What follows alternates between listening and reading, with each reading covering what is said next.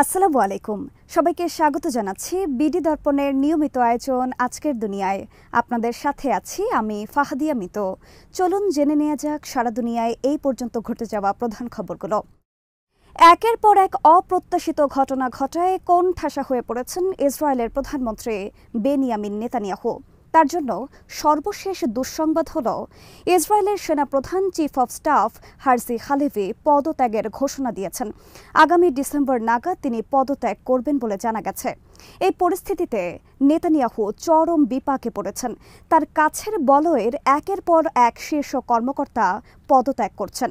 তুর্কি বার্তা সংস্থা আনাদোলু জানিয়েছে, গত ৭ অক্টোবর ফিলিস্তিনের স্বাধীনতাকামী সংগঠন হামাস ইসরায়েলে হামলা চালায়। ওই হামলা ঠেকাতে ব্যর্থ হয় ইসরায়েলের নিরাপত্তা বাহিনী। সেই ব্যর্থতার দায় নিয়ে সরে দাঁড়িয়েছেন অনেক জেনারেল। এবার একই ঘোষণা দিলেন খোদ ইসরায়েলি সেনাপ্রধান। আল জাজিরা জানিয়েছে, শনিবার গাজা উপত্যকা জুড়ে কমপক্ষে ২৬ ফিলিস্তিনিকে হত্যা করেছে ইসরায়েলি দখলদার বাহিনী। গাজা শহরের বাস্তুচ্যুত বেসামরিক লোকদের জন্য আশ্রয় কেন্দ্র হিসেবে পরিণত হওয়া আরেকটি স্কুলেও হামলা চালিয়েছে তারা। হামলার পাশাপাশি ইসরায়েলের সামরিক বাহিনী ফিলিস্তিনিদের উত্তর গাজার বেত লাহিয়ার কিছু অংশ ছেড়ে যাবার নির্দেশ দিয়েছে। এ বিষয়ে ফিলিস্তিনি পররাষ্ট্র মন্ত্রণালয় সতর্ক করে বলেছে যে উদ্বাস্তুদের সরিয়ে দেওয়ার অর্থ হল নতুন করে বসতি স্থাপনের উদ্দেশ্যে গাজাকে ইসরায়েলের সঙ্গে সংযুক্ত করার পূর্ব কর্মসূচি। অপরদিকে হাজার হাজার ইসরায়েলি বিক্ষোভকারী তেল আবিবের রাস্তায় বিক্ষোভ করেছে। তারা নেতানিয়াহু সরকারের প্রতি হামাসের সঙ্গে একটি চুক্তি স্বাক্ষর করার এবং গাজায় অবশিষ্ট বন্দীদের মুক্ত করার দাবি জানিয়েছে। গাজায় ইসরায়েলের আগ্রাসন প্রায় ১ বছর হতে যাচ্ছে। এই পর্যন্ত দখলদার বাহিনীর হামলায় ৪১,০০০-এর বেশি ফিলিস্তিনি নিহত হয়েছেন, যার বেশিরভাগই নারী ও শিশু। সেই সঙ্গে আহত হয়েছে লক্ষাধিক ফিলিস্তিনি। জাতিসংঘ সহ আন্তর্জাতিক নিন্দা ও আহ্বানকে উপেক্ষা করে হামলা অব্যাহত রেখেছে দখলদার বাহিনী। ওয়াশিংটনে মার্কিন প্রেসিডেন্ট জো বাইডেন ও ব্রিটিশ প্রধানমন্ত্রী কিয়ার স্টারমারের বৈঠকের আগে মনে করা হচ্ছিল রাশিয়ার অভ্যন্তরে ইউক্রেনকে দূরপাল্লার ক্ষেপণাস্ত্র হামলা চালানোর অনুমতি দিতে পারে পশ্চিমা দেশগুলো। এমনকি বৈঠক শুরুর আগেই রুশ প্রেসিডেন্ট ভ্লাদিমির পুতিন হুঁশিয়ার করে বলেন, এই ধরনের অনুমতি দিলে পশ্চিমা দেশগুলো সরাসরি রাশিয়ার বিরুদ্ধে যুদ্ধ ঘোষণা করবে। তবে বৈঠক শেষে সেই ধরনের কোনো ইঙ্গিত দেননি দুই নেতা। ব্রিটিশ বার্তা সংস্থা রয়টার্স জানিয়েছে, ইউক্রেনকে দূরপাল্লার স্টর্ম শ্যাডো মিসাইল ব্যবহারের অনুমতি দিতে বাইডেনকে রাজি করানোর চেষ্টা হয়েছে কিনা এমন প্রশ্নের জবাবে সরাসরি উত্তর দেননি স্টারমার। তিনি বলেছেন, একাধিক বিষয়ে আমাদের মধ্যে দীর্ঘ ও ফলপ্রসূ আলোচনা হয়েছে। আমরা ইউক্রেন, মধ্যপ্রাচ্য ও ভারত প্রশান্ত মহাসাগরীয় অঞ্চলের ইস্যু নিয়ে আলোচনা করেছে। হোয়াইট হাউসের এক বিবৃতিতে জানানো হয়েছে, রাশিয়ায় প্রাণঘাতী অস্ত্র সরবরাহ করছে উত্তর কোরিয়া ও ইরান। এ বিষয়ে আমরা গভীরভাবে উদ্বিগ্ন। রাশিয়ার রাষ্ট্রায়ত্ত সম্প্রচার মাধ্যম আরটির ওপর নতুন করে নিষেধাজ্ঞা আরোপের ঘোষণা দিয়েছেন মার্কিন পররাষ্ট্রমন্ত্রী অ্যান্টনি ব্লিংকেন। মার্কিন প্রশাসনের অভিযোগ, আরটি কার্যত রাশিয়ার গোয়েন্দা যন্ত্রের হাত হিসেবে কাজ করছে। ব্লিংকেন সাংবাদিকদের বলেন, রুশ সংবাদ মাধ্যম হিসেবে আরটি গোপনে যুক্তরাষ্ট্রের গণতন্ত্রকে দুর্বল করার চেষ্টা করেছে। তবে এমন অভিযোগ প্রত্যাখ্যান করেছেন ক্রেমলিনের মুখপাত্র মারিয়া জাখারোভা। উল্টো তিনি অভিযোগ করেছেন যে রাশিয়ার বিরুদ্ধে মিডিয়া সন্ত্রাস করছে যুক্তরাষ্ট্র। পশ্চিমা সামরিক জোট ন্যাটোর বিদায়ী প্রধান জেন্স স্টলটেনবার্গ বলেছেন, ২০২২ সালে ইউক্রেনে রাশিয়ার শুরু করা আগ্রাসন ঠেকাতে ন্যাটো আরও কিছু করতে পারত। শনিবার একটি জার্মান সংবাদ মাধ্যমকে দেওয়া সাক্ষাৎকারে এমন মন্তব্য করেন তিনি। স্টলটেনবার্গ বলেছেন, এখন যেহেতু আমরা একটি যুদ্ধে সামরিক সরঞ্জামাদি সরবরাহ করছে, তাহলে তখনও তো আমরা যুদ্ধ প্রতিরোধে তা সরবরাহ করতে পারতাম। ন্যাটো প্রধান তখন ইউক্রেনকে অস্ত্র সরবরাহের ক্ষেত্রে নর্থ আটলান্টিক ট্রিটি অর্গানাইজেশনের অনিচ্ছার কথা জানিয়েছেন। রাশিয়ার সঙ্গে উত্তেজনা বাড়বে এমন আশঙ্কার কারণে কিয়েভকে অস্ত্র দিতে চায়নি সংস্থাটি। যদিও রাশিয়ার সর্বাত্মক হামলা শুরু হওয়ার আগেই অস্ত্র দিতে চেয়েছিল ইউক্রেন। এদিকে রাশিয়া ও ইউক্রেন আরও ২০৬ জন বন্দী বিনিময় করেছে। সংযুক্ত আরব আমিরাতের মধ্যস্থতায় এই বন্দী বিনিময় হয়েছে। বিষয়টি রাশিয়া ও ইউক্রেন আলাদাভাবে নিশ্চিত করেছে। আরব আমিরাতের পররাষ্ট্র মন্ত্রণালয় সামাজিক যোগাযোগ মাধ্যমে বিষয়টি জানিয়েছে। রয়টার্স জানিয়েছে, শনিবার রুশ পররাষ্ট্র মন্ত্রণালয় জানায়, রাশিয়ার সমান সংখ্যক বন্দির বিনিময়ে ইউক্রেনের ১০৩ সেনাকে মুক্তি দিয়েছে তারা।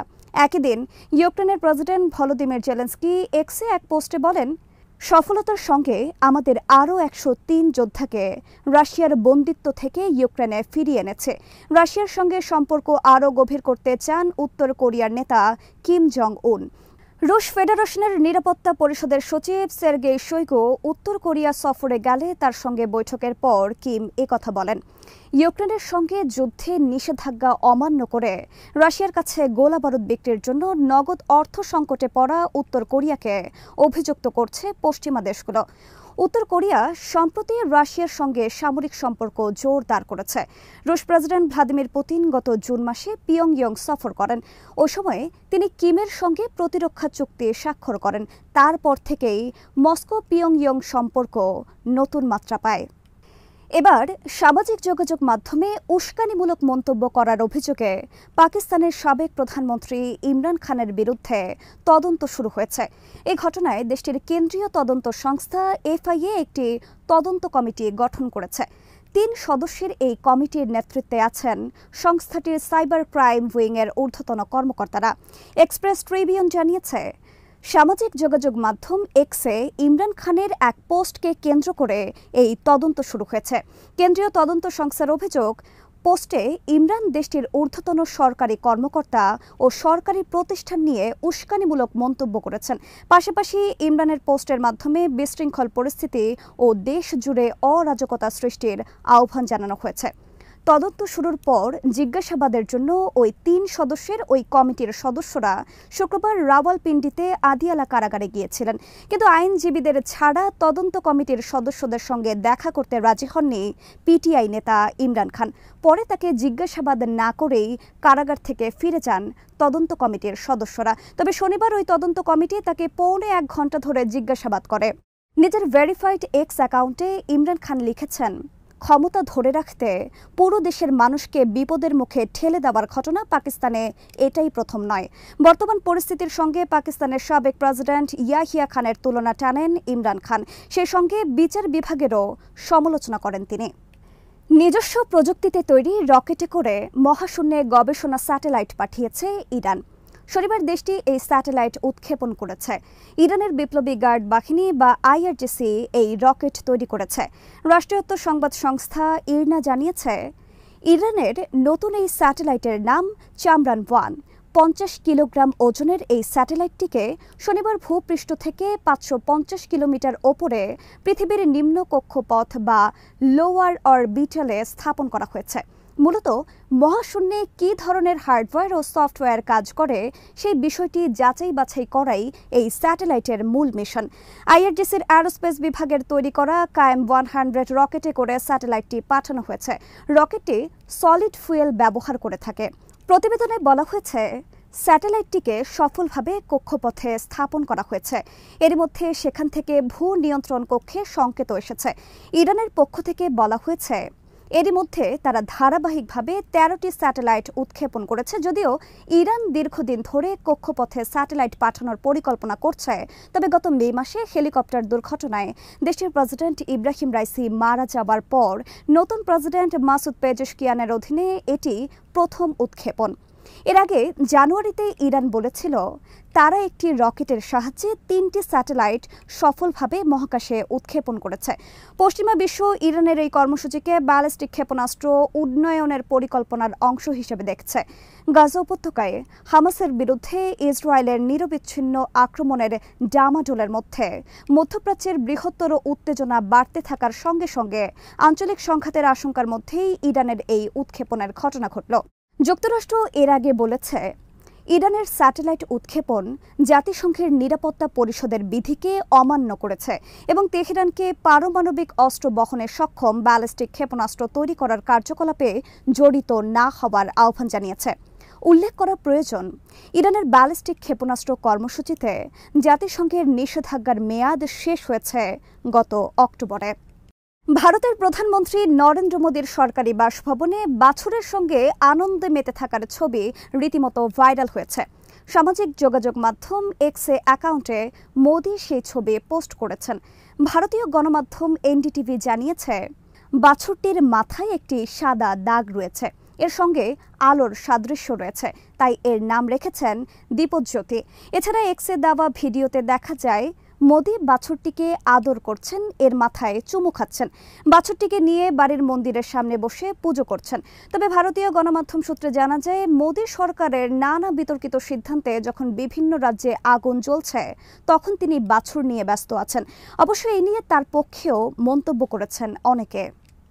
সৌদি আরব ও সংযুক্ত আরব আমিরাত জানিয়েছে, একটি স্বাধীন ফিলিস্তিন রাষ্ট্র প্রতিষ্ঠিত না হওয়া পর্যন্ত তারা যুদ্ধ পরবর্তী পরিকল্পনাকে সমর্থন দেবে না।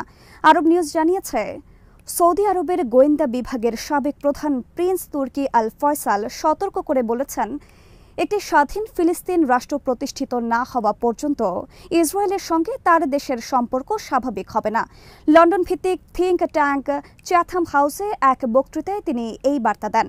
যুক্তরাষ্ট্রের নিযুক্ত সাবেক এই সৌদি রাষ্ট্রদূত গাজা যুদ্ধের 1 বছর পূর্তির আগে শান্তি প্রক্রিয়ায় ওয়াশিংটনের ভূমিকা নিয়েও আলোচনা করেন।